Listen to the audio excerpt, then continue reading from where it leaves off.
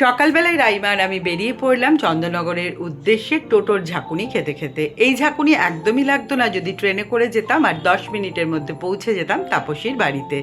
কিন্তু এই সৌন্দর্যটা দেখবো বলেই টোটো করে আসা। ছট পুজো আসছে, তাই এই চত্বরটাকে বলে হচ্ছে চাপদানি।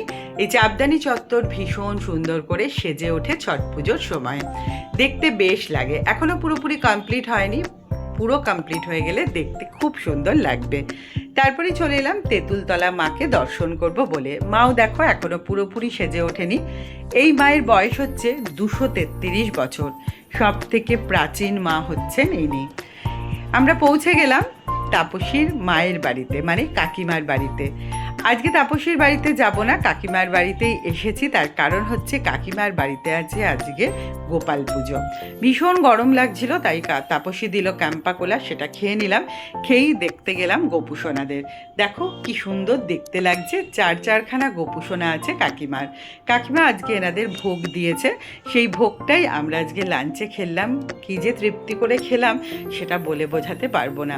ভোগ দর্শন করলেও বলে অনেক পুণ্য হয়, তাই তোমাদেরকেও দেখিয়ে দিলাম ভোগের প্রসাদ।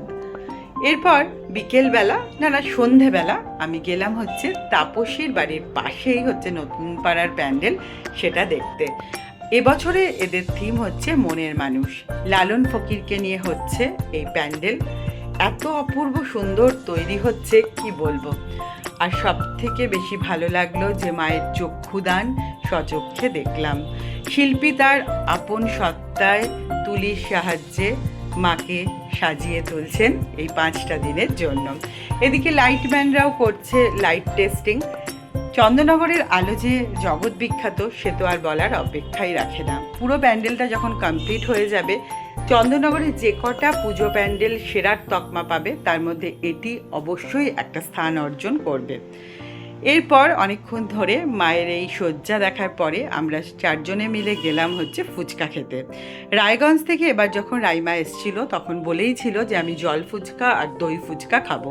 আর এখানকার ফুচকা তো ভীষণ বিখ্যাত, আমার খুব ভাল লাগে, তাই আজকে আমরা এখান থেকেই খাবো ফুচকা। এই প্যান্ডেলটিও দেখো এখনও পুরোপুরি রেডি হয়নি, চলছে কাজ, মনে হচ্ছে আরও একটা দিন লাগবে।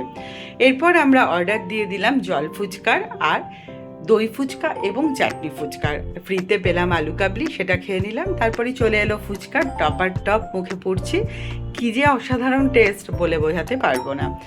এরপরে রাইমা, বাবাই, আমি আর তাপসী মিলে জমিয়ে খেলাম ফুচকা। দারুণ লাগলো। আজকের দিনটা ভীষণ ভালো কাটলো। চলো আজকের মতো টাটা।